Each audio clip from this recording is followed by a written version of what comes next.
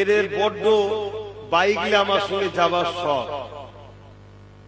রোজাটা হয়ে যাক, বেলা বড় থাকবে, একবার আসবো, 20-30 কিলোমিটার ঘুরবো। কত বাইক আছে বাড়াতে হবে, পারবে তো নাকি? পুরো যত গলি গালা আছে, বাপ ভাই মা বোন সবার দেখার সব, পুরো এলাকা ঘুরবো। হুজুর যাবে, হুজুরের সাথে তার ভালোবাসার ভাইরা যাবে। কথা বুঝে আসছে না? না, এই এলাকা আমার দাদা হুজুরের এলাকা। প্রতিটা গলিতে গলিতে গলিতে গলিতে সব দাদা হুজুরের। বলুন আলহামদুলিল্লাহ। অতএব কত শখ আছে আর কত বাইক আছে, তেল দিতে পারবো না। কেন আমি নেতা টেতা নয়, হুজুর। দোয়া দেবো, যদি বলেন যে দোয়ার কাজ নাই তাহলে গেছিলে কেন?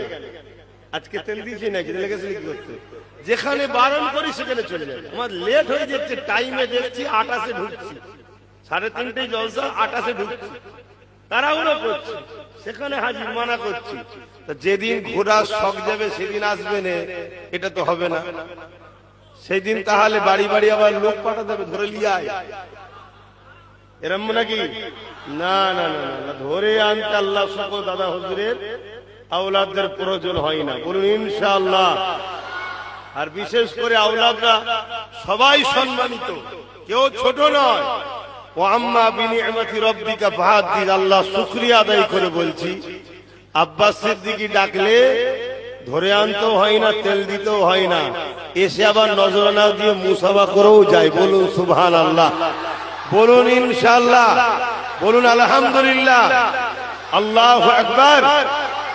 এই সব কিছু আমার কোনো কৃতিত্ব নয়, সব আমার রাসূলুল্লাহর গোলামির ফল।